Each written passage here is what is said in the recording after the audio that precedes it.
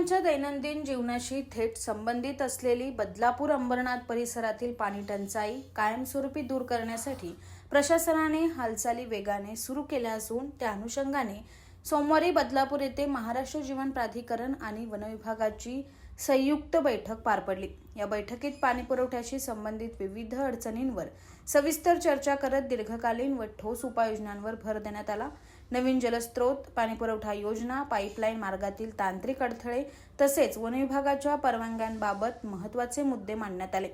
आमदार किसन कथोरे यांच्या सक्षम नेतृत्वाखाली झालेल्या या बैठकीस अंबरनाथच्या नगराध्यक्षा तेजश्री करंजुले पाटील, बदलापूरच्या नगराध्यक्षा रुचिता घोरपडे तसेच अंबरनाथ व बदलापूर येथील लोकप्रतिनिधी, नगरसेवक आणि संबंधित अधिकारी मोठ्या संख्येने बैठकीस उपस्थित होते।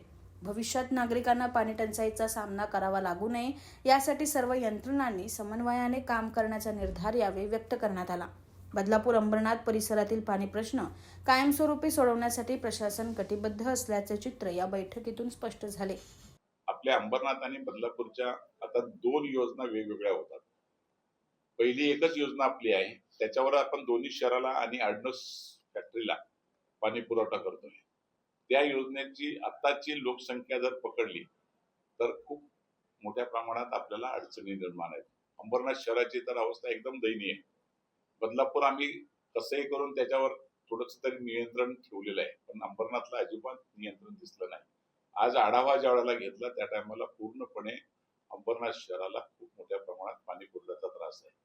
त्यासाठी पहिला निर्णय त्या ठिकाणी अशा प्रकारचा आपण घेतोय की त्या शहरासाठी जी योजना मंजूर आहे त्याला वन विभागाचे जे अडथळे आहेत, आज वन विभागाच्या अधिकाऱ्यांना सुद्धा इथं बोलवण्यात आलं होतं।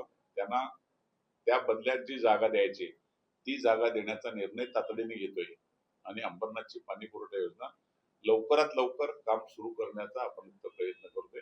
त्यामुळे अंबरनाथच्या योजनेला प्रथम प्राधान्य देण्याचा प्रयत्न केलाय। तर नगराध्यक्षांनी सतत बसल्यापासून लोकांनी त्यांना खूप मोठ्या प्रमाणामध्ये पाण्याच्या बाबतीमध्ये सतत प्रश्न विचारले जातात, तर ती दिशा मिळावी यासाठी आज खरी म्हणजे ती अंबरनाथची सुद्धा इथं बैठक लावली होती आणि त्याला आज गती मिळेल।